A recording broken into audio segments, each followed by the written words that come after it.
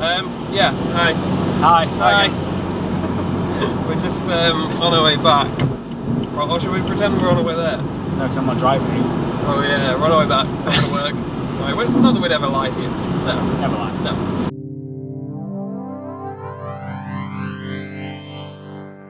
We're on our way back from dropping the GT86 off to get wrapped. Yay! Yay! Well, it's that orange, wasn't it? That orange wasn't great, was it? What did the guy say when we got there? It was like, it's a bit of a weird colour at the moment or something, didn't he? To be fair though, and this is probably the wrong time to be saying this, but when I was driving this and you were in the GT86, I was like, the colour's growing on me. A bit late now. We're on our way to get the colour changed, and I'm like, I quite like that colour.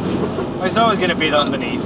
Exactly, I can always take it back to the colour. Yeah. What if we go and pick it up and it looks awful? I thought about this. I thought, what if we get there and I'm like, don't like that. Well, it will be the colour you've picked. Maybe. But I don't know, what if... It's hard, we were saying as well, it's hard to imagine what it's going to look like on the full car. Because like, they just sent me a small sample and I like, put it up against the car and I was like, I don't know. And even if you had a different car with a similar colour, yeah, like that'll wear it differently because it's different lines. Yeah. It's so hard to just picture the full car. I know you can like Photoshop and stuff, but it's never going to look accurate. So it's really hard to kind of imagine the full car like as it's actually going to look on the road. So yeah, that's pretty much it. The next shot I guess you'll see will be us going to pick it up and some big wow reveal magic, reveal moment, dramatic music.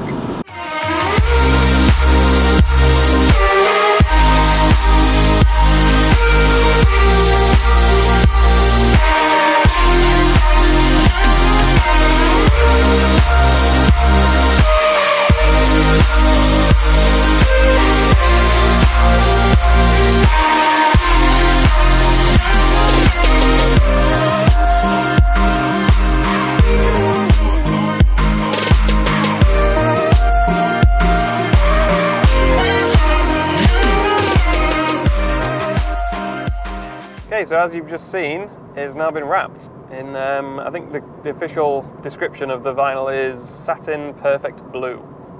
Yeah, sounds good, doesn't it? In the videos, it doesn't look that matte, to be honest. In videos and pictures, it looks a bit shinier. I mean, it's satin, so it's kind of matte, but a bit shinier, if that makes sense. Like, it's nowhere near as shiny and reflective as gloss or metallic, but it's kind of not quite as flat as normal matte vinyl or paint would be.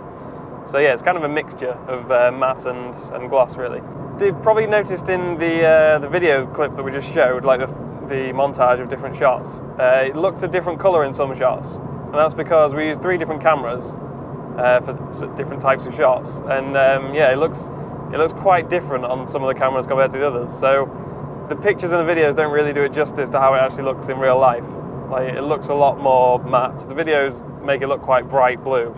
In fact, one of the videos even looks like turquoise, which is not. So, yeah, I'm really happy with it. When we went to pick it up, me and Sarah were both like, wow, that looks really nice. Like, it's not what I expected. It's, like I say, it's a lot sort of darker and deeper than I expected, which is good, because when I first saw the vinyl roll, when we went to drop it off, I was like, that's a bit bright, like it's a bit bright and shiny. But it looks quite different now that it's on the car. So, I'm pleased with that.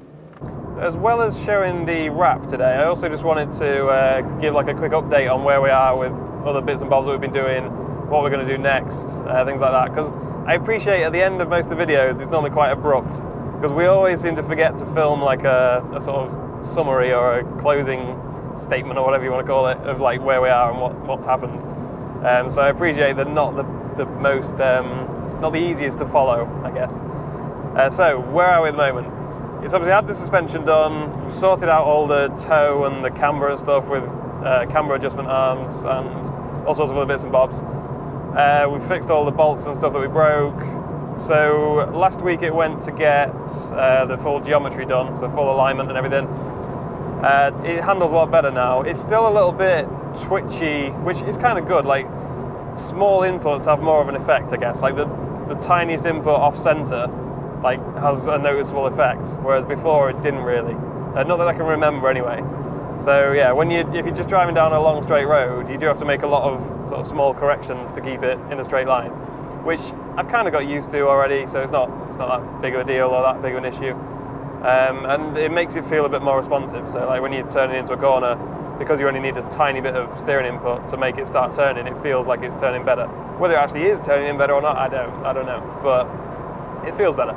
It's going to go get a turbo fitted probably in about 3 days, but by the time we upload this, it'll probably be getting done while you're watching this. So it's getting a turbo fitted. It's a stage 3 AVO turbo, or AVO turbo, I don't know how you pronounce it. Very common option here in the UK for turbo in these cars. There's a place in Cambridgeshire called Fensport. They do a lot of these cars. They do a lot of turbo installs, and they've got a GT86 race car that they race, and they've done tons and tons of modifications to that. So yeah, they know what they're doing. Hopefully it'll only take about a week to get the turbo installed. I'm also getting a clutch installed and a new exhaust, 3-inch full exhaust system from the engine back, basically. Obviously it's going into the turbo first and then from the turbo back. So that'll be cool. I'm not expecting it to sound that loud, to be honest. I think, like, from the videos I've seen of that exhaust, it's not like the loudest in the world, which is fine by me, especially for now. I mean, you can always go for something louder and a bit more crazy at a later date, but I think for now, I just wanted something that I knew would work with the turbo, because the exhaust is made by the same people that make the turbo. So yeah, there's that. There's the clutch, an uprated clutch to handle the extra power, because the turbo should make about 300 brake, I think. Now, I say I think because they can tweak it a lot. Like, you can change the boost pressure and get a lot more or a lot less. I think sort of 300 is roughly what you want on stock internals. I think going too much above that, you probably should start looking at forged conrods, forged pistons, which gets expensive. Like, I did a bit of research on that, like some Carrillo conrods, J pistons, I think. I'm trying to remember. It was about a month ago that I started looking into all this. And it gets expensive, not so much for the parts, although they are expensive as well, but the labour, because you've got to take the whole engine out, take it apart, you know, it's a big job. So I'm going to hold off on that for now. We're going to get just the sort of 300-ish brake turbo in, and then if I decide I want more power later, we can up the boost and go for forged rods and everything. You could probably get more power without going forged rods, but you're risking, you know, I've seen a couple of people who have smashed conrods through the engine block, so it does happen. There'll be plenty of people who'll say, no, it's fine, you don't need to do that. And yeah, it might be fine, but I'd rather not risk it personally. So I'm trying to do everything properly, really. I mean, I know me and Bordiodo are just bodging most of the stuff, but we're trying to do the actual parts and the main, you know, serious engine stuff as properly as we can. So yeah, that's going to be interesting when we get that. I'm looking forward to it, because we went on a drive with Supercar Driver yesterday in this, and it was a struggle to keep up. Like, it was fun, it was a very different experience, but yeah, it was a bit of a struggle. So with the turbo, I mean, once I get the R8 back in a couple of days, I won't be doing the Supercar drives in this anyway, so it won't matter for trying to keep up with other Supercars so much, but it would have been nice to have a bit more power. So, and we're also going to change the wheels as well, because you probably noticed in those video clips of showing the wrap that now that it's lower, it's quite noticeable that the back wheels especially are quite sort of sunken in behind the bodywork, and it looks a bit daft. So as much as I'm not really about the whole like aggressive lowering and like stance and all that shit, I do feel like it would look a bit better if it had the wheels a little bit further out. So we started looking into wheels, but what a fucking nightmare that is. I naively thought that if you wanted new wheels, you just look at like a list of wheels, like look at all the pictures, see what design you like. They'll have that in your size and your bolt stud pattern and everything, and you just buy it. No. It's like, oh, there's so many things you've got to consider. Like, there's obviously the size, so like 17 inch for this. There's the width, which at the moment is 7 inches. There's the PCD, which is like the distance between the bolt stud pattern, basically, that hold the wheels on. And there's lots of variations of those. There's the offset, which is how far in the actual mounting part of the wheel is compared to the centre of the wheel, if that makes sense. So the bit that actually attaches onto your hub, like how close is that to the centre of the wheel? So if you want the wheels to be sticking out more, you need a lower offset so that it mounts further in and the wheel sticks out further, if that makes sense. So we're basically trying to find at the moment a combination of wheels that will be slightly wider, with like 7.5 inch, a slightly bigger offset or slightly less offset, and that'll bring it out. We're aiming for about 20 mil to bring it out to roughly flush. It's probably not going to be completely flush and it's not going to stick out, but it'll be a lot better than it is now. So yeah, I've had a nightmare. I literally searched hundreds of wheels, found about 2 that actually fit, you know, the right PCD, the right offset and everything.